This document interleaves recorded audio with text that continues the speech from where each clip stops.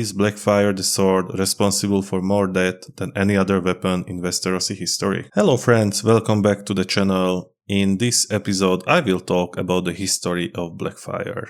Before we begin, if you enjoy videos about the history and lore of fantasy worlds, consider leaving a like and subscribing. It really helps the channel grow and it lets me keep making videos like this on the legendary artifacts, kingdoms and characters of Westeros, Middle-earth and beyond. Let's begin. Like many Valyrian steel weapons, Blackfyre's earliest history is a mystery. Nobody knows exactly who forged it or when. What we do know is that it already belonged to House Targaryen centuries before Aegon the Conqueror was born. Back then, the Targaryens were just one of the 40 Dragonlord families of Valyria. They weren't the strongest family, but they were still Dragonlords, and Dragonlords didn't stay in power peacefully. They fought wars, they crushed rivals, they defended their lands and their dragons. History doesn't record those battles. Then came the Doom. The Targaryens escaped to Dragonstone, bringing Blackfyre with them. The sword survived the greatest catastrophe the known world had ever seen, and only a century later it would help create a new kingdom.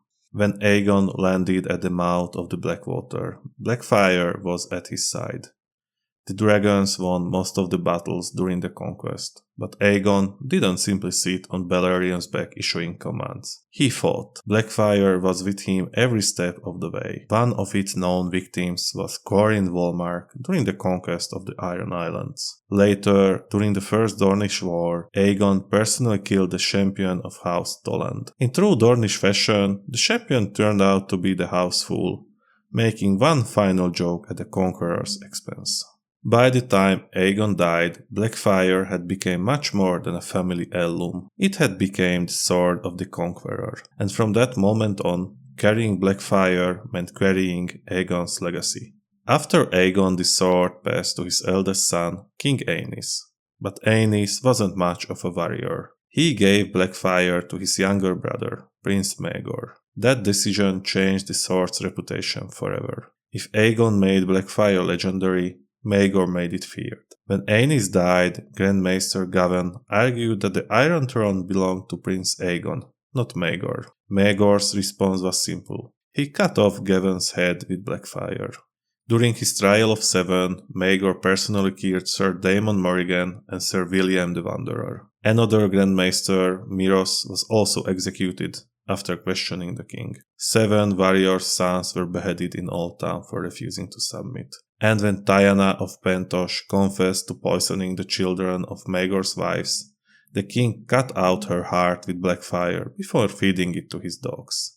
By the end of Maegor's reign, the sword had become almost as terrifying as the man carrying it. Ironically, Maegor would lose it without a fight. While he slept inside the Red Keep, Queen Rhaena secretly stole Blackfyre and carried it to Prince Jaehaerys. That wasn't just theft, it was a political statement, because by then Blackfyre had become a symbol of the Iron Throne itself. Jaehaerys inherited both the crown and the sword. Unlike Maegor, he didn't need Blackfyre very often. His reign was remembered more for peace than conquest. But when the king drew the blade, it was usually to settle matters personally. He killed the rebel Boris Baratheon during the Third Dornish War. Years later, he faced Sir Braxton Beesbury in a trial by combat after the knight had dishonored a princess. Blackfyre once again decided the outcome. By now, Blackfyre represented something bigger. Owning it suggested that you were the rightful king.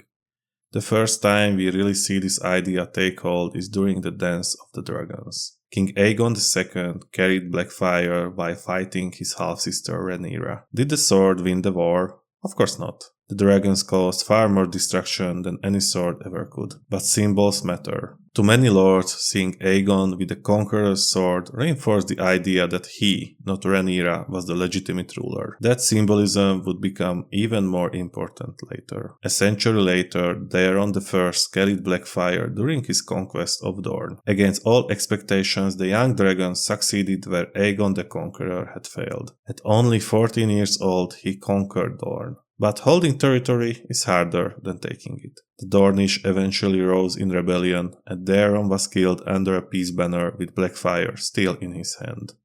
Curiously, the chronicles never explain exactly how the sword found its way back to King's Landing afterward. It is one of the small mysteries George R.R. Martin leaves unanswered.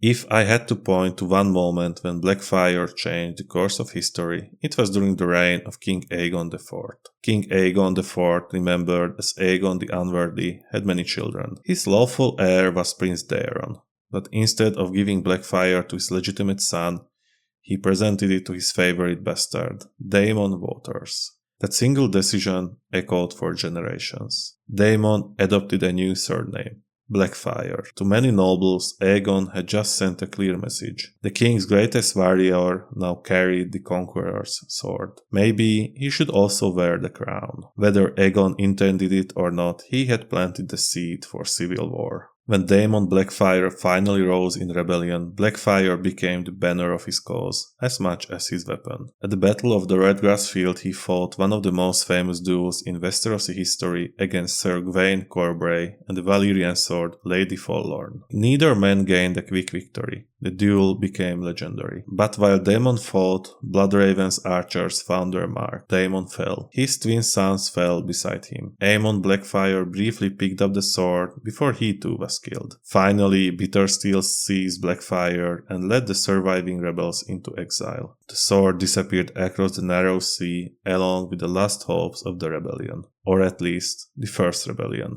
For decades afterward, the Golden Company carried the Blackfyre dream across Essos. New invasions were launched, more battles were fought, but even among Blackfyre's supporters, possessing the sword mattered. When Daemon II lacked Blackfyre, some questioned whether he was truly worthy of leading the cause. That says everything about what the blade had become. After Bittersteel's death, the sword disappeared. No one knows where Blackfyre is today. If it still exists, it's one of the greatest lost treasures in George R.R. Martin's world. So, let's go back to the questions we asked at the beginning. Was Blackfyre the bloodiest sword in Westeros history? If we are only counting the people the sword killed directly, it's already an impressive list. Kings, grandmasters, knights, champions, rebels, pretenders. But I don't think that's the right way to measure Blackfyre's legacy. The sword didn't just kill people.